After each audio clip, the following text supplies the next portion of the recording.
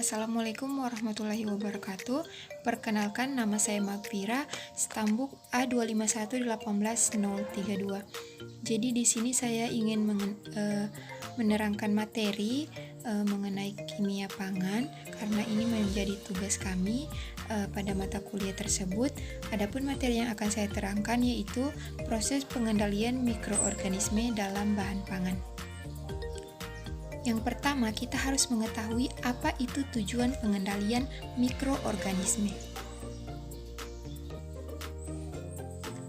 Pengendalian mikroorganisme bertujuan untuk menekan reproduksi, sehingga dengan mengendalikan mikroorganisme, kita dapat mencegah penyakit dan infeksi.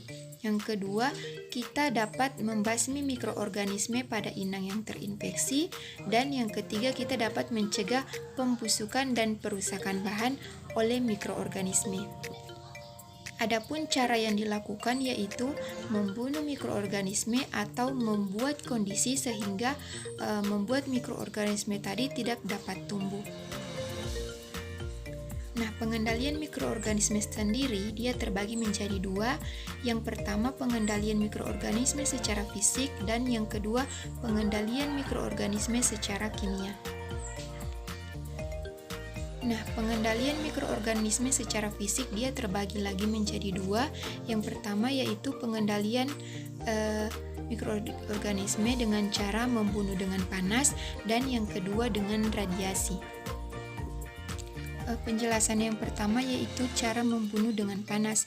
Jadi, panas itu dapat membunuh kuman karena dapat mendenaturasi protein, terutama enzim-enzim dan membran sel. Jadi, di sini panas itu dia terbagi menjadi dua lagi. Yang pertama panas kering dan yang kedua panas basah.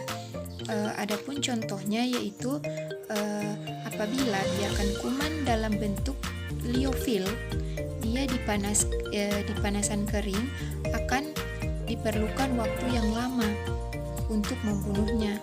Nah, namun akan tetapi apabila biakan tersebut dimasukkan ke dalam air mendidih, ia akan lebih cepat mati. Selanjutnya yaitu pengendalian mikroorganisme secara fisik, bagian radiasi. Di sini dia dibagi menjadi tiga. Yang pertama sinar ungu ultra, yang kedua sinar X, dan yang ketiga sinar gamma.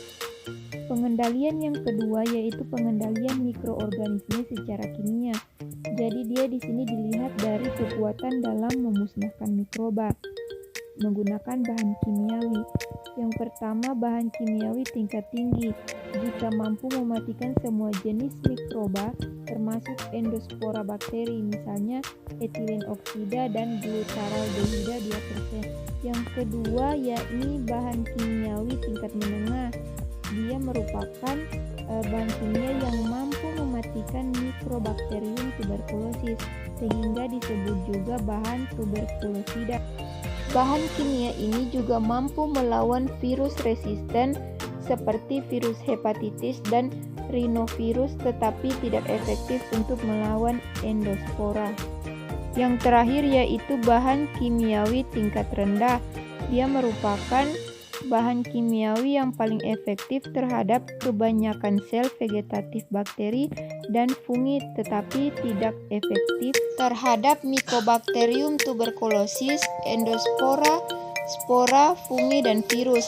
Bahan kimiawi tingkat rendah banyak digunakan sebagai dekontaminasi sebab ekonomis dan tidak toksik terhadap manusia.